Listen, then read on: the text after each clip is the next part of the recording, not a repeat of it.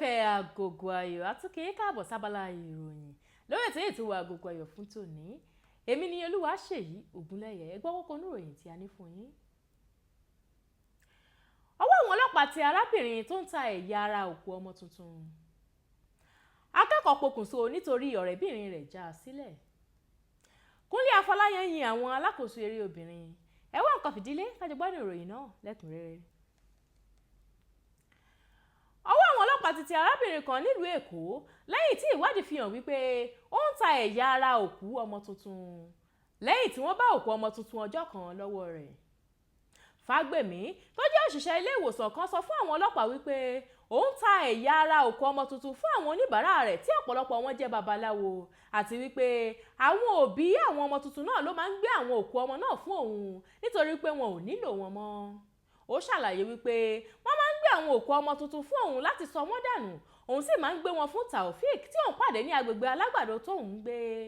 Ó ní Taofik ti máa ń wá bá òun fún òkú ọmọ tuntun tó sì jẹ́ wípé níṣe ni òun kọ̀ jálẹ̀ lákọ̀ọ́kọ́ ṣùgbọ́n òun ní láti gbà fún un látàrí ipò àìlówó lọ́wọ́ tóun wà.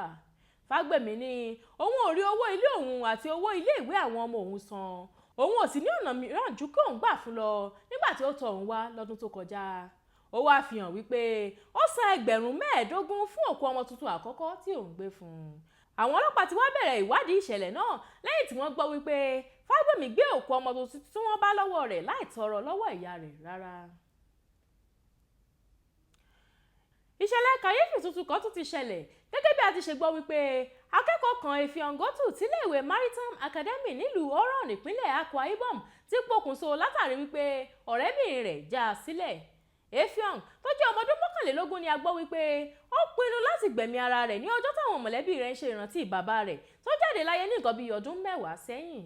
A gbọ́ wípé Efiong tọ̀ alábàágbépọ̀ rẹ̀ kan lọ ó sì tọrọ okùn ṣùgbọ́n ìfura àwọn alábàágbépọ̀ rẹ̀ yìí ló mú kí wọ́n lọ wo ohun tó fẹ́ fi okùn náà ṣe tí wọ́n sì bá a tí ilẹ̀kùn yàrá rẹ̀ wà ní títì pa láti inú ilé. Wọ́n fi gbé ta wọ́n sì já wọ inú yàrá Efiong ṣùgbọ́n ẹ̀pa ò bóró mọ́, òkú rẹ̀ ni wọ́n bá tó mì lẹ̀gbẹ̀lẹ̀gbẹ̀ lókè téńté. Ọ̀rẹ́ tímọ́tímọ́ rẹ̀ ló wá fi hàn wípé ó ṣeéṣe kí Efiong pokùnso nítorí ọ̀rẹ́bìnrin rẹ̀ tó já a sílẹ̀ nítorí pé Efiong pe òun kó tó pokùnso. Ó sì sọ fún òun wípé inú ọ̀rẹ́bìnrin rẹ̀ tí wọ́n pè ní Blessing yóò dùn láti gbọ́ wípé òun para òun nítorí rẹ̀. Ògbóǹtarìgì alákòóso eré nílé iṣẹ́ Nollywood Kúnlé Afọláyan ti gbé oríyìn fún àwọn alákòóso eré obìnrin lórílẹ̀‐èdè Nàìjíríà fún iṣẹ́ takuntakun tí wọ́n ń ṣe. Òṣèré náà báwọn oníròyìn sọ̀rọ̀ níbi ìfihàn àkọ́kọ́ fún eré sinimá Somewhere Down the Line tí wọ́n ṣe nílùú Èkó lẹ́nu lọ́lọ́ yìí. Ó sì fi hàn wípé kì í ṣe iṣẹ́ kékeré ni láti gbé eré sinimá jáde lórílẹ̀‐èdè Nàìjíríà látàrí àwọn ìṣòro táwọn alákòóso eré máa ń kojú nípasẹ̀ owó, àjọ tó ń fàṣẹ sí àwọn eré sinimá náà àti bẹ́ẹ̀ bẹ́ẹ̀ lọ. Ó wá gbé oríyìn fún àwọn alákòóso eré obìnrin bíi Tamara Etiemo tó ṣẹ̀ṣẹ̀ ń dìde. Ó sì sọ wípé ó ń ribiribi ni fún òṣèrébìnrin láti bẹ̀rẹ̀ sí ní gbé eré sinimá jáde, òun sì fi ọwọ́ sí i lọ́jọ́kọjọ́. Èyí ni òpin ìròyìn fún tòní, ẹ tún gbọ́ kókó inú rẹ̀ lẹ́ẹ̀kan sí i. Ọwọ́ àwọn ọlọ́pàá tẹ arábìnrin tó ń ta ẹ̀yà ara òkú ọmọ tuntun.